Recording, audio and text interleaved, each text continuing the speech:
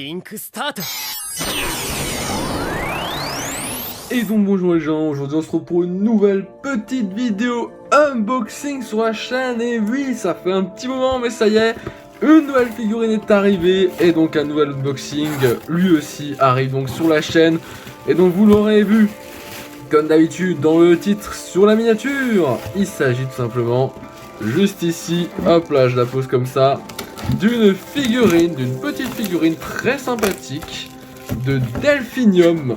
Hop là, ça dégage de Delphinium dans Darling in the Franxx. Alors c'est littéralement la seule et unique figurine qu'ils ont sur, eh bien, on va dire ce personnage, ou plutôt ce Franxx, hein, ce robot clairement de Darling in the Franxx. C'est vraiment la seule figurine qu'ils ont sur, eh bien, Delphinium qui existe.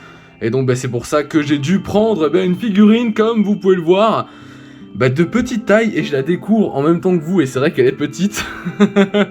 Donc une figurine de petite taille et surtout articulée, voilà, articulée avec des expressions différentes. Voilà, des expressions, on peut la mettre en scène avec, si jamais on l'a, l'autre du coup Franxx, mais je ne l'ai pas. Mais voilà quoi, Delphinium du coup, très sympa avec ses petites lances et tout, qu'on peut aussi lui équiper. Enfin voilà, je sais vraiment pas encore comment est-ce que je vais l'exposer. Je vais regarder ça de mon côté, comme dit, je vais monter la figurine comme j'ai envie de la voir exposée.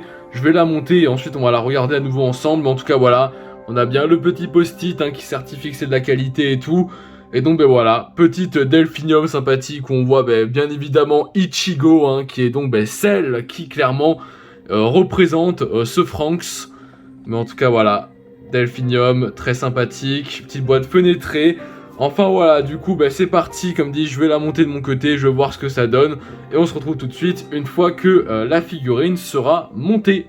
A tout de suite. Et donc les gens, donc voilà, ça y est, j'ai monté donc cette petite Delphinium, voilà, donc comme dit, vraiment très petite figurine, très classique, voilà, en même temps Bandai et tout, c'est voilà, c'est vraiment, c'est du très, on va dire, je dirais bas de gamme quoi, on va dire, mais voilà, comme dit, c'est la seule figurine qu'ils ont sur Delphinium, et honnêtement, bon voilà, ça fait l'affaire. Donc au niveau de la pose, je me suis clairement basé sur une pose qui eux-mêmes présentaient sur la boîte et sur les images promotionnelles de la figurine, et que j'aimais déjà de base beaucoup, et clairement je me disais que j'allais faire la même, mais voilà, je me suis basé sur celle-ci, et donc voilà, clairement j'ai fait la même chose ici même.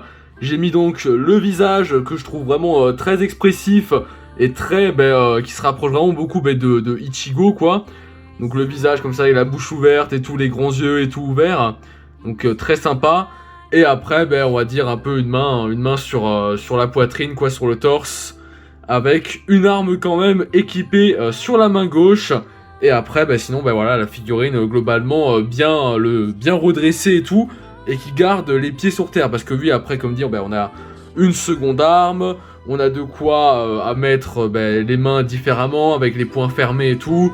On a un visage en colère et tout. Bref, on a vraiment de quoi faire plein de positions diverses et variées avec la figurine. Et aussi une petite tige qu'on peut mettre dans le socle pour qu'on puisse faire que la figurine elle vole, quoi, tout simplement, qu'elle soit pas sur le sol.